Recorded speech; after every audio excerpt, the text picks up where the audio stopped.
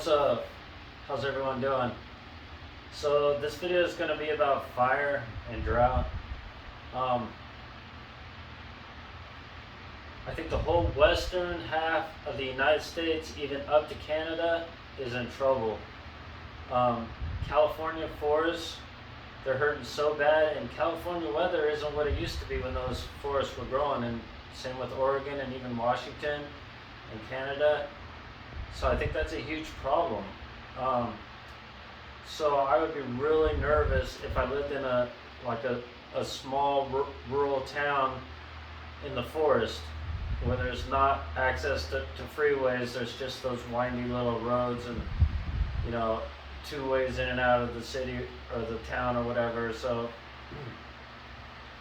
I would have a plan and a bug out bag ready to go for fire, because this fire season is going to last a long time. It's going to last until through the summer, and I just think it's going to last for years.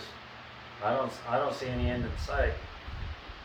Now, a town in Canada called Lytton, Hupple's cat did a video on it. I can leave a link to that video if you want to watch it.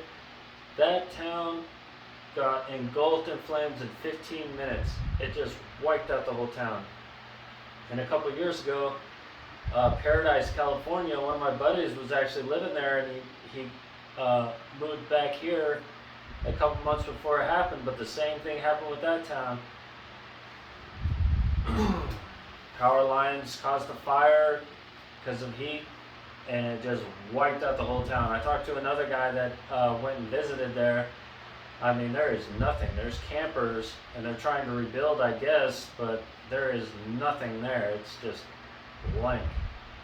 So I'd really be nervous if I lived in a small town, forest town.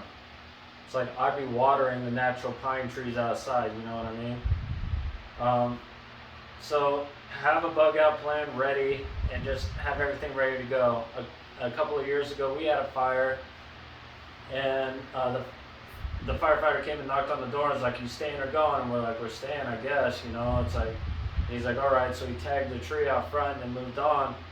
So we started packing. It took us an hour to get like the essential stuff in the trunk in case we really had to go, and it took an hour, you know. So if winds are blowing and fire is just off the hook, then you don't have an hour.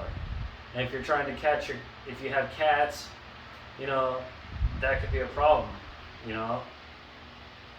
Animals, horses, whatever, you know, just have a plan for it, because I think we're in for a huge drought, and I don't see no end in sight for at least for years. I think the whole climate has changed. California is going to be a desert. So anyway, with that being said, yeah, I think that basically covers it. And yeah, have a good weekend. I'm going to roll a clip of a Republican from Colorado.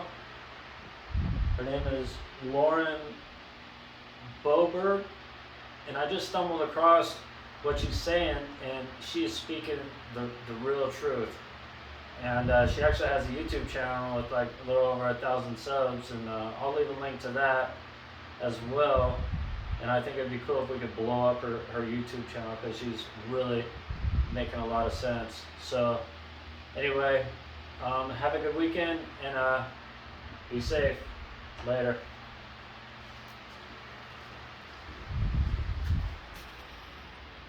Again this evening by thanking my Democrat colleagues for their outstanding work in encouraging millions of Americans to celebrate their Second Amendment rights by purchasing their first, second, or even 100th firearm. From the left's riots in cities across America to Biden's threats to strip away our basic constitutional rights, Democrats are single-handedly responsible for the sale of tens of millions of firearms.